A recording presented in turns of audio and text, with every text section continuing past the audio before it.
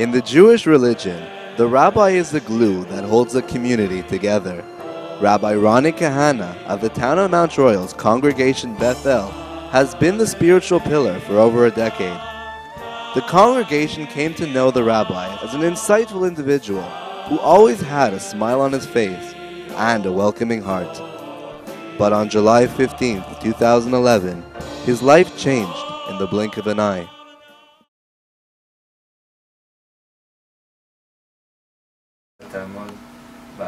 While preparing for the Sabbath, Cahana's body was separated from his mind when he suffered a severe stroke. Losing complete voluntary function, the rabbi became quadriplegic, living on a respirator, unable to verbally communicate with those around him. Stephen Schechter, a longtime friend of Cahana, was one of the last people to hear his voice. So I was phoning him on a Friday to wish him Shabbat Shalom from Vancouver. And he started telling me about, I said, I haven't been able to get hold of you. Where are you? And then he started telling me, I am never sick in my life. I feel sick. I said, what's the matter? Do you have the flu? I feel weak. Do you have a fever? No, I don't. I just feel weak. And his voice was a little funny. He had to lie down. He says, I said, so go and rest and I'll phone you after Shabbat. And then I couldn't get hold of him. While her father was being rushed to the hospital, Rabbi Cahana was spending the summer in Israel. And my mom gave me the phone call after Shabbat that my mom thought that I should stay, and she kept me informed throughout the month that I stayed. It was hard to be away, and when I came back home, obviously, everything was different. As seen in the film, The Diving Bell and the Butterfly, Rabbi Cahana suffered a rare type of stroke called locked-in syndrome. Montreal Neurological's Dr. Abdullah Tawalkul explains this disease. So locked-in syndrome basically is a stroke that happens in the brainstem. To be more specific, it's the anterior pons. So the brainstem is three-part: midbrain, pons, and medulla. So if the stroke happened at the anterior part of the pons, this would lead to paralysis of the four limbs, plus paralysis of the facial muscles, and the only part would be working is the eyes. Usually with the bleed, the symptoms just come in like suddenly. There's no warning symptoms before that. Another 9 seconds, 8 seconds. Look at that. With unyielding determination, Rabbi Cahana is challenging the odds to break free. When I first saw him, I was pleasantly surprised.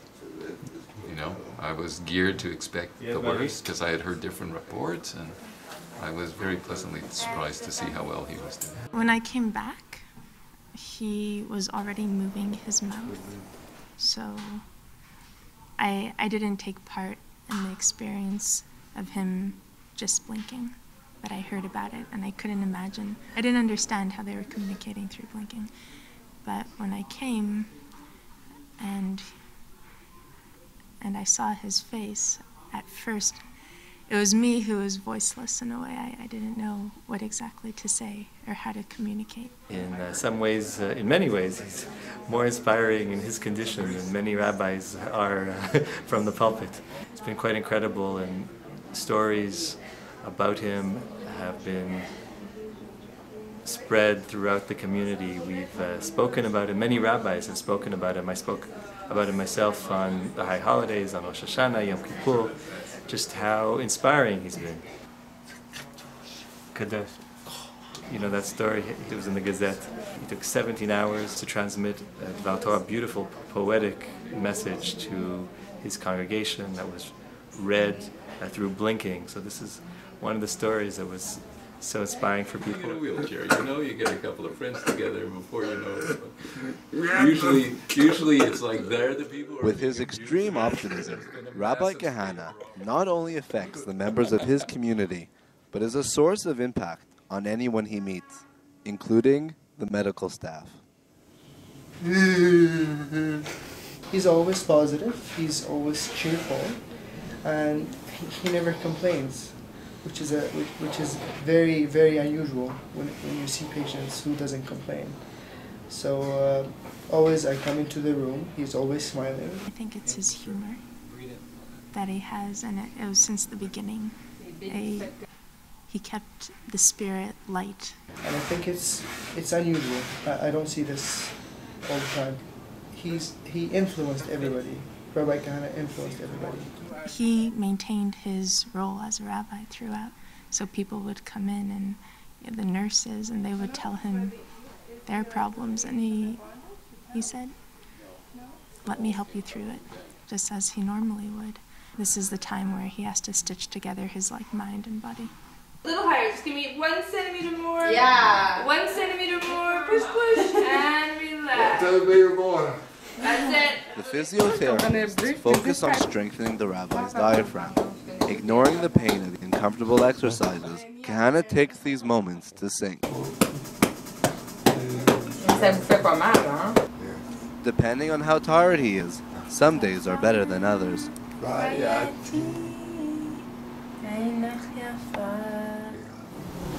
And things were controlled,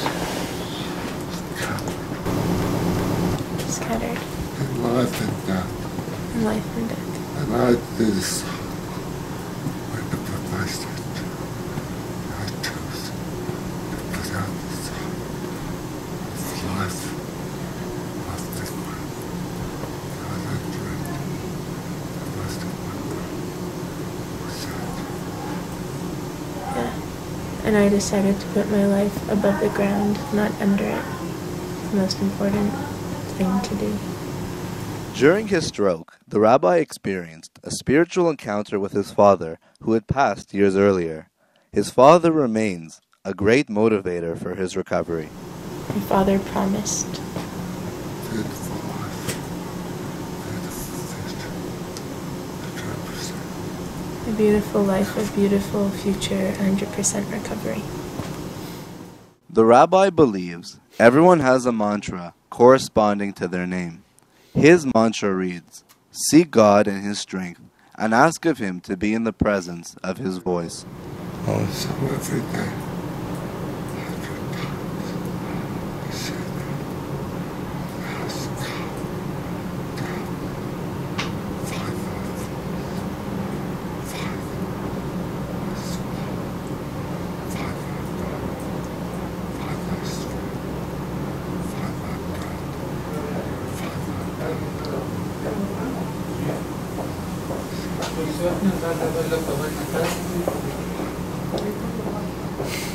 So every day I ask God to find my voice, to find my breath, to find the swallowing, to find my strength through this mantra.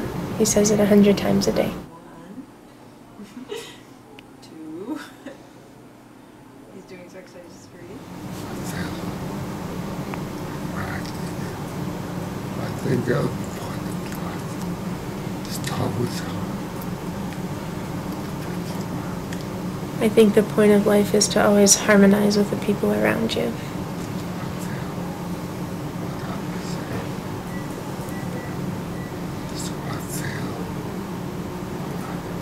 So I feel what I receive. Rabbi Cahana can still be a shoulder for his wife Karen and his family to lean on. In the past month, Karen had to make 2 trips to Denver to mourn the passing of both her parents. Despite his condition, Rabbi Cahana continues to give his love and support to his family from the hospital bed. I love you, I love you. Did you hear that? He said, "I love you, I love you." I heard him. I miss you so much. We all missed you. He's never the same. Never the same. So we're looking forward to seeing you back in your... While Cahana maintains his role as rabbi to his friends, family, and congregation, his absence is most felt within the walls of his synagogue. Every rabbi is joined by a cantor who conducts the service through song. When Cahana had his stroke, cantor Benny Moyeshev felt like he lost his second half. It's not easy. Almost 6 years I'm here, and 6 years we work daily. Very close, very close. We do everything together. Used to do.